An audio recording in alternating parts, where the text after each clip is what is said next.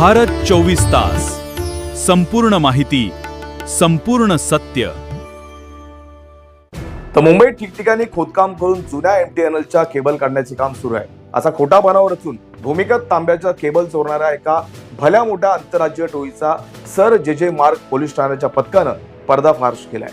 थेट JCB, Eicher tempo आणि महागड्या गाड्या घेऊन रस्त्यावर उतरणाऱ्या या टोळीच्या हातात बेड्या ठोकून पोलिसांनी तब्बल 55 लाख रुपयांचा मुद्देमाल हस्तगत केलाय. मुंबई शहरात ठिकठिकाणी अधिकृतपणे रस्ते खोदकाम व केबल दुरुस्तीचे काम सुरू असते.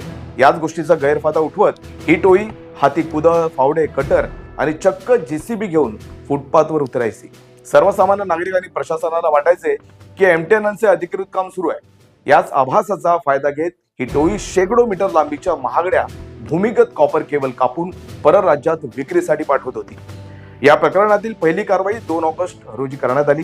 बर्कले पॅलेस रेल्वे कॉलनी लगतच्या फुटपाथवर काही इसम खोदकाम करून केबल चोरी करत असताना पोलिसांनी तात्काळ छापा टाकला.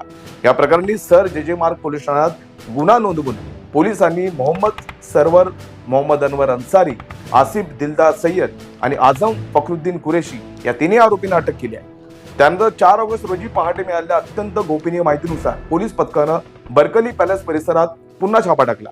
तेथे आरोपी जेसीबीच्या सहाय्याने जमीन खोदून कटरने 70 मीटर कॉपर केबल कापून ती आयशर टेम्पोमध्ये भरताना रंक्यात पकडले गेले. या दुसऱ्या कारवाईत पोलिसांनी जेसीबी, आयशर टेम्पो, एक होंडा सिव्हिक कार, दुसरी एक कार, कटर आणि 70 मीटर केबल असा एकूण 55 लाख रुपयांचा मुद्देमाल जप्त केलाय.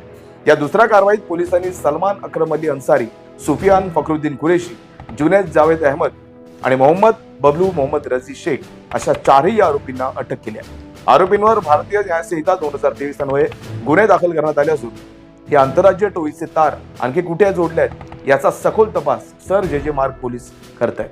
अशाच महत्त्वाच्या बातम्यांच्या अपडेटसाठी भारत 24 तास आज सबस्क्राईब करा आणि आम्हाला इंस्टाग्रामवर आवर्जून फॉलो करा.